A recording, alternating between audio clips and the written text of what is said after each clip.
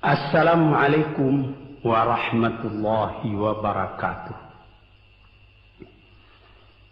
Para pendengar dan peminat kaset yang tengah diputar ini, saya menyatakan rasa bahagia, rasa syukur kepada Allah dapat menyampaikan dakwah saya ini sekarang dengan kaset.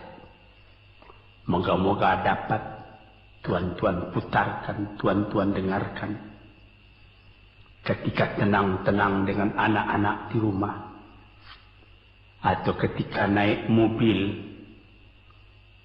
di mobil-mobil yang dapat memasang kaset dalam perjalanan yang jauh, sehingga kecapean dan kepenatan dalam perjalanan pun hilang karena mendengarkan suara ini. Yang akan jadi cerita saya pada hari ini adalah apa yang pernah kejadian di zaman Nabi kita Muhammad sallallahu alaihi wasallam. Di dalam riwayat ada diceritakan bahwa pada suatu hari, kira-kira pukul 9 pagi sepenggalah matahari naik,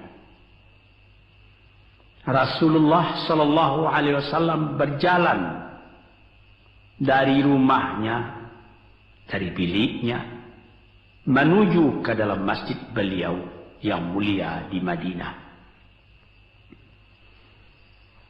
Ketika itu biasanya ada juga orang yang sembahyang di masjid, sembahyang sunat duha. Tapi umumnya masyarakat sudah keluar dari rumahnya pagi-pagi, bekerja menurut bidang masing-masing.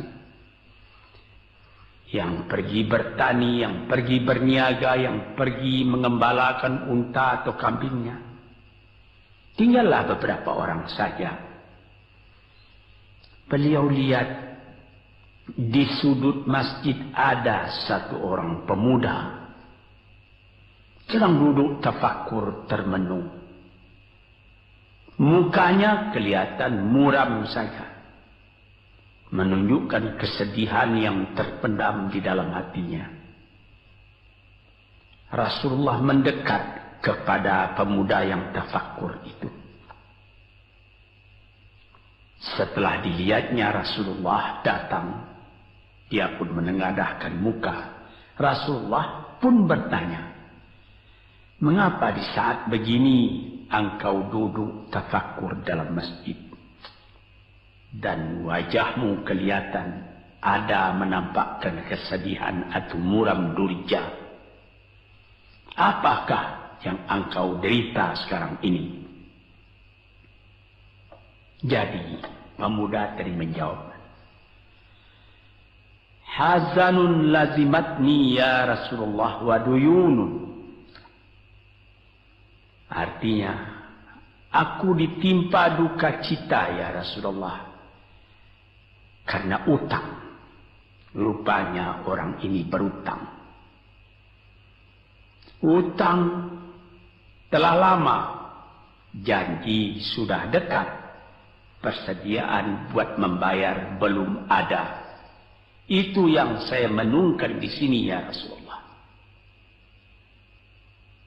Dengan senyum Rasulullah menjawab, "Sudikah engkau kalau aku ajarkan kepadamu suatu bacaan? Apabila bacaan ini, yaitu berupa doa, engkau baca pagi-pagi, dan nanti petang-petang pun engkau baca pula dengan hati khusyuk, insyaallah hutangmu itu akan terbayar." Tentu pemuda tadi dengan besar hati menjawab, "Tentu ya Rasulullah. Aku senang sekali kalau dapat engkau ajarkan kepadaku apakah doa itu." Lalu Rasulullah membacakan, mengajarkan kepada pemuda itu doa ini. Inilah yang akan saya bacakan pula, mudah-mudahan kita semuanya dapat pula mengambil bacaan ini menjadi bacaan kita. Kita baca pagi, kita baca petang. Apa bunyinya? Allahumma inni a'udzubika minal hammi wal hazani wa a'udzubika minal ajzi wal kasli wa a'udzubika minal bukhli wal jubni wa a'udzubika min ghalabati daini wa qahrir rijal. Sebelum kita uraikan atau kita tafsirkan artinya satu demi satu, baik kita artikan secara keseluruhan lebih dulu. Artinya ialah, ya Tuhanku, aku berlindung kepada Engkau daripada ini. Lalu disebut 8 banyaknya. Yang pertama, aku berlindung kepada Engkau daripada duka cita, daripada kesusahan dan duka cita. Susah dan duka cita, sudah 2. Dan aku berlindung kepada Engkau daripada malas, daripada lemah dan malas, jadi 4. Dan aku berlindung kepada Engkau daripada bakhil, berat mengeluarkan wang, dan daripada pengecut atau penakut, sudah 6. Dan aku berlindung kepada Engkau daripada pengaruh berutang dan daripada kekuasaan orang lain atas diri kita, sehingga kita tidak mempunyai kemerdekaan pribadi lagi. Inilah 8 yang diminta kepada Tuhan. Moga-moga kita jangan diserang oleh penyakit ini. Karena kalau ada ini penyakit yang 8 perkara, itu kita mempunyai pribadi yang lemah. Tidak mempunyai lagi personality yang dapat tegak. Padahal dalam didikan agama kita, tempat kita takut cuma satu, yaitu Allah. Yang lain tidak ada. Yang pertama, susah. Apabila orang telah susah, pikirannya pun sudah tertumbuk. Jalan untuk maju tidak ada lagi. Padahal dalam kehidupan itu, manusia tidak akan berjalan di atas jalan yang datar saja, yang bertaburkan kembang. Kehidupan itu mendaki, menurun, melereng, berenang, melalui ombak dan gelombang. Itu pasti dalam hidup. Apa yang disusahkan? Kusut, tak ada kusut yang tidak selesai. Keruh, tak ada keruh yang tidak jernih. Apabila pikiran kita telah susah lebih dulu, maka gelaplah jalan yang kita tempuh ke muka dalam kehidupan tadi. Yang kedua, kita disuruh berlindung kepada Allah daripada duka cita. Yang menyebabkan orang duka cita itu memang banyak. Misalnya, kehilangan barang yang disukai, kematian orang yang disenangi, bahaya yang datang dengan tiba-tiba. Orang yang ditunggu sudah lama tidak datang. Barang yang dicari tak bertemu. Dan lain-lain sebagainya. Lalu tumbuh hazan, duka cita. Kalau kesusahan menjadikan soal yang kita hadapi jadi kusut, kedukaan menyebabkan jalan yang kita tempuh jadi gelap. Nah, ini 2 dua hal yang bisa menghambat, menjadi rintangan bagi manusia di dalam kehidupannya.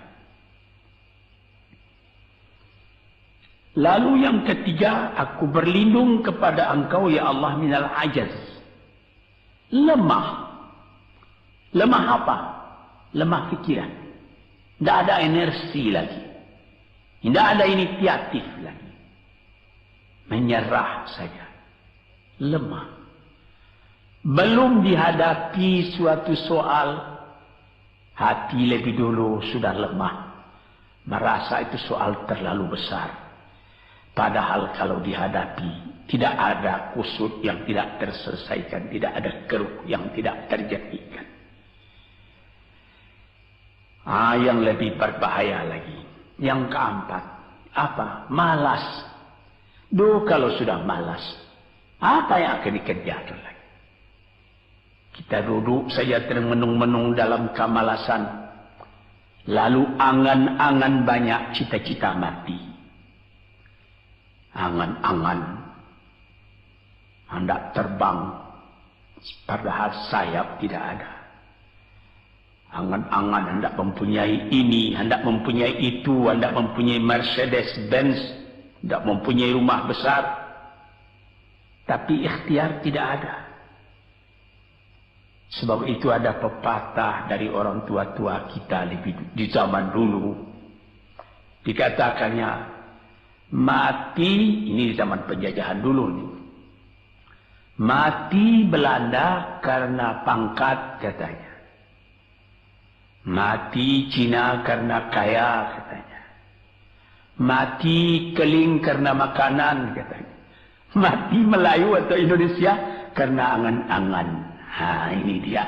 Angan-angan karena malas saja, berangan-angan. Tapi malas. Jadi tidak jadi.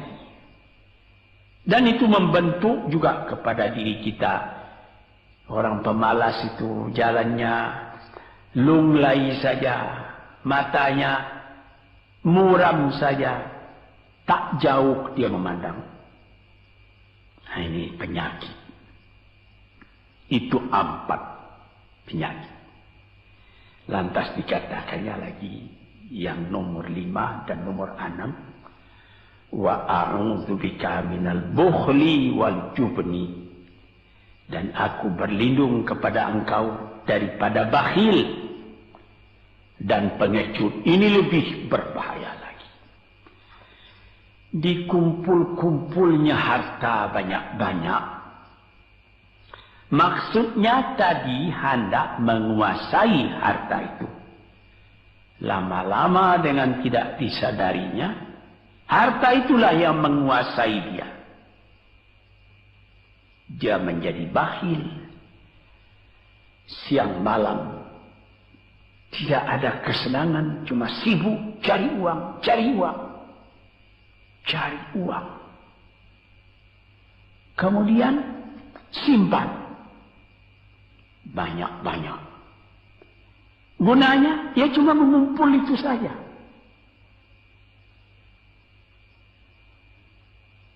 Akhirnya berapa banyaknya orang yang mengumpul harta banyak-banyak, faidahnya tidak didapatnya.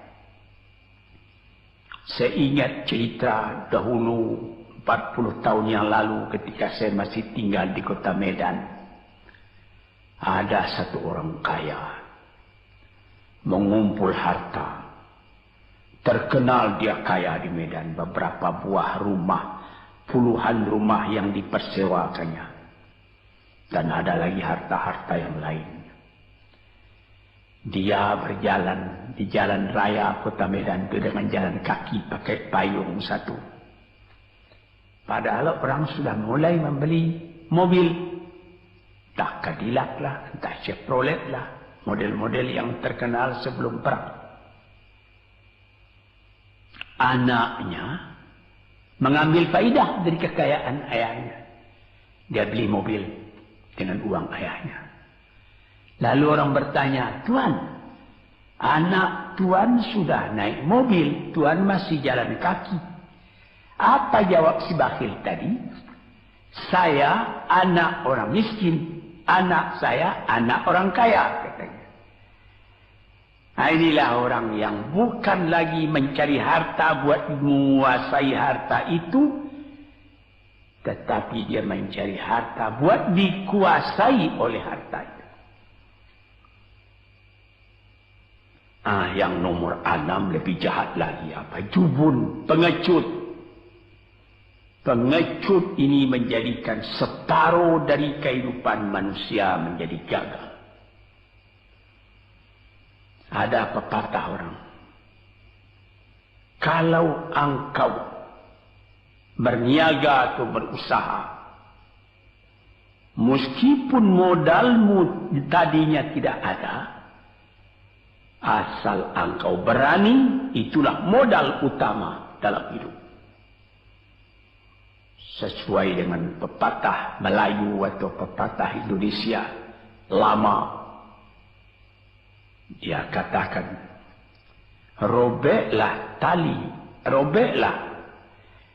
putuslah tali layang-layang, robek kertas tentang bingkai. Hidup jangan mengepalang, tidak kaya berani pakai. Hidup jangan mengepalang, tanggung-tanggung jangan. Tidak kaya berani pakai. Keberanian itu adalah modal. Sebab itu kalau orang rugi berniaga, itu belum rugi. Yang penting berani. Karena adat perniagaan itu tidak saja beruntung, rugi juga kadang-kadang. Tapi kalau keberanian yang hilang, separuh daripada kekayaan tadi sudah habis. Walaupun masih banyak ada, tapi keberanian tidak ada, separuh sudah habis. Akhirnya, walaupun kekayaan besar, tapi kepercayaan hilang, itu namanya habis, tidak ada lagi. Walaupun berjuta yang tinggal dalam tangan, tapi orang tidak percaya. Apa lagi artinya? Sebab itu yang pertama sekali modal itu keberanian menghadapi hidup. Ini 6. Yang ke-7 dan 8, wa a'udzu bika min ghalabatid daini wa qahri rijal, dan aku berlindung kepada Engkau ya Ilahi daripada pengaruh utang. Hutang itu, itulah anak muda yang duduk di sudut masjid tadi, dipengaruhi oleh utang. Sampai Rasulullah sendiri pun mengatakan, iyyakum wad-daina. Jagalah supaya kalau sedapat-dapatnya jangan sampai berutang.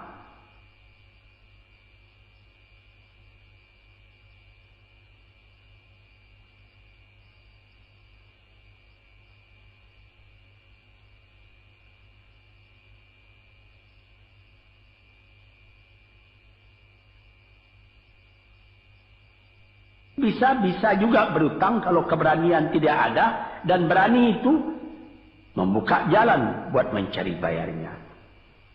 Tetapi kalau pengecut berutang lagi, itu payah buat membayar. Sebab itu Nabi mengatakan, iyyakum wad-daina, saya akan sedapat-dapatnya elakkanlah supaya jangan berutang.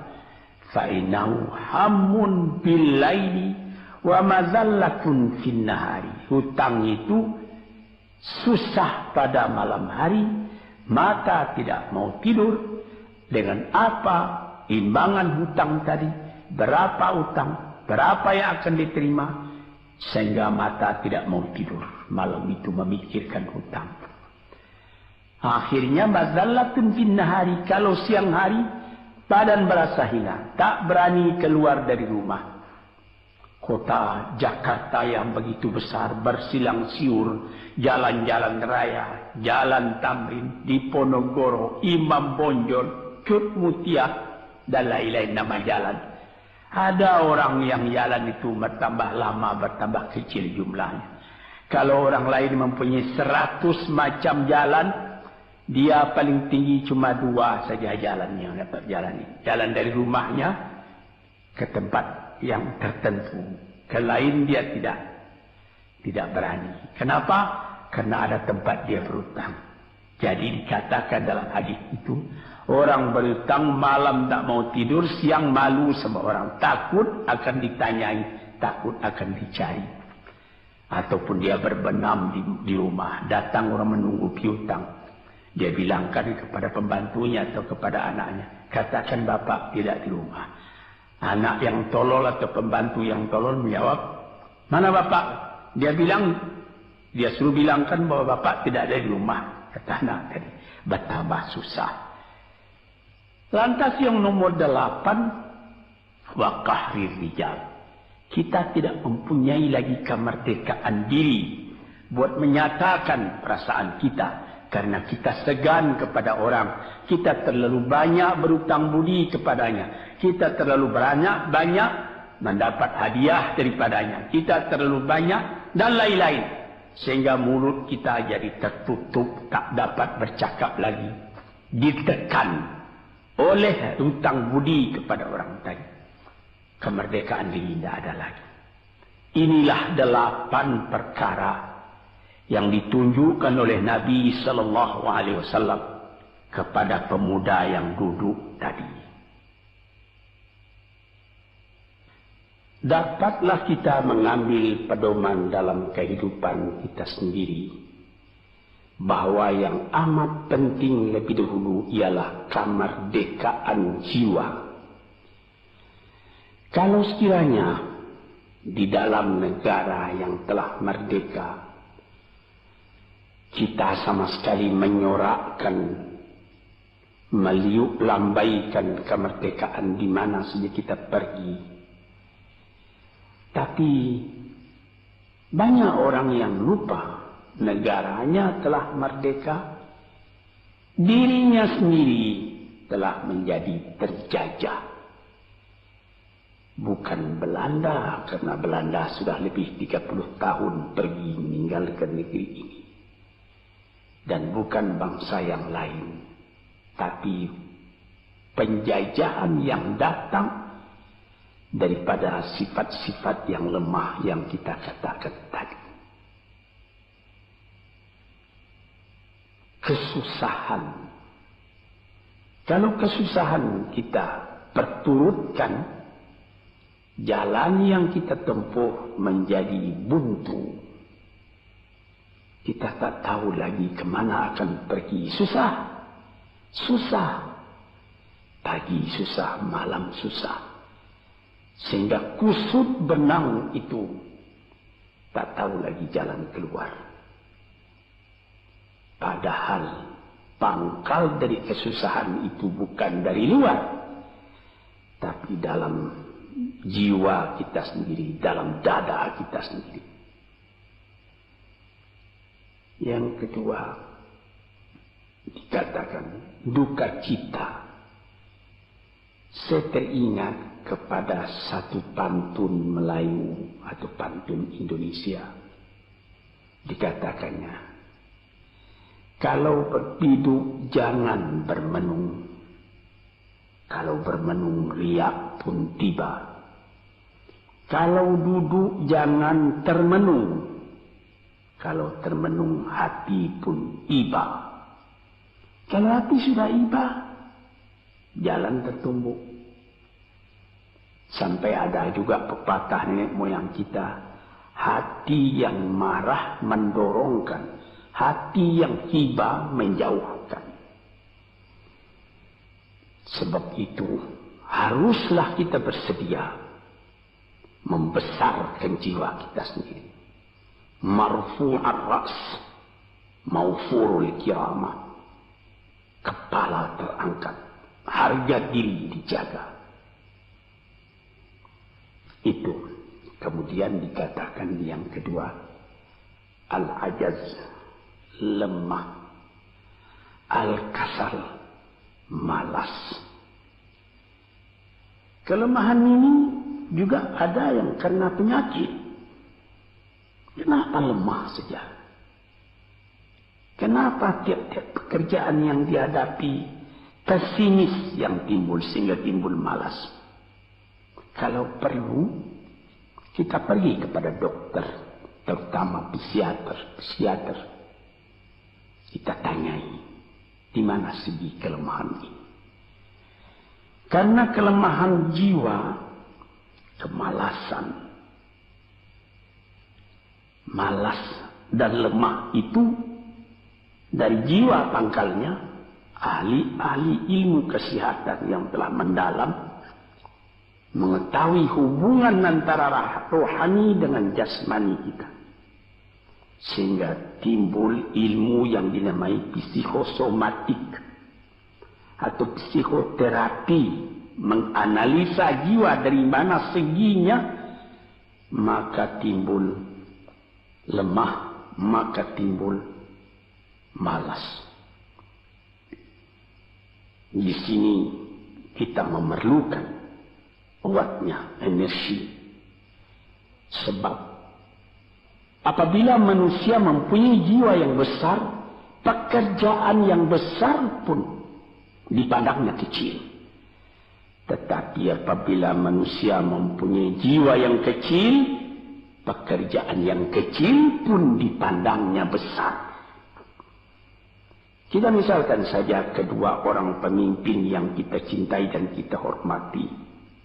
Proklamator kita Bung Karno dan Bung Hatta. Mereka mempunyai jiwa-jiwa yang besar. Sebab itu mereka memproklamirkan kemerdekaan Indonesia. Indonesia yang besar yang terjadi daripada puluhan ribu pulau. Dengan 45 kata perkataan, 45 patah perkataan. Dengan ini kami menyatakan kemerdekaan Indonesia. Tapi kalau beliau misalnya orang yang berjiwa kecil, dia akan bertanya, bagaimana bisa Indonesia merdeka? Kita sudah miskin, melarat, dulu dijajah Belanda, kemudian ditekan Jepang.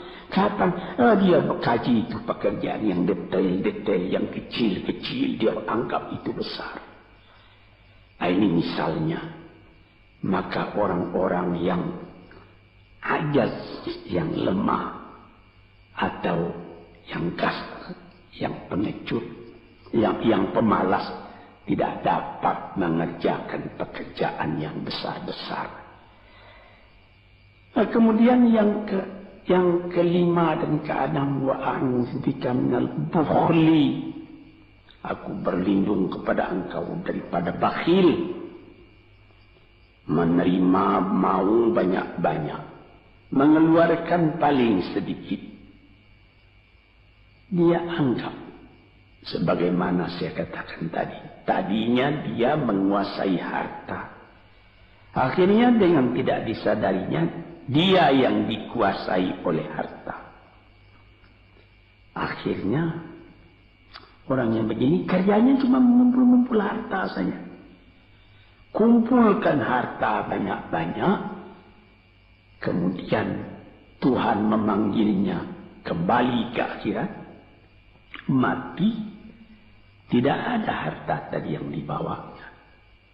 Tinggal menjadi perselisihan di antara anak dan cucu.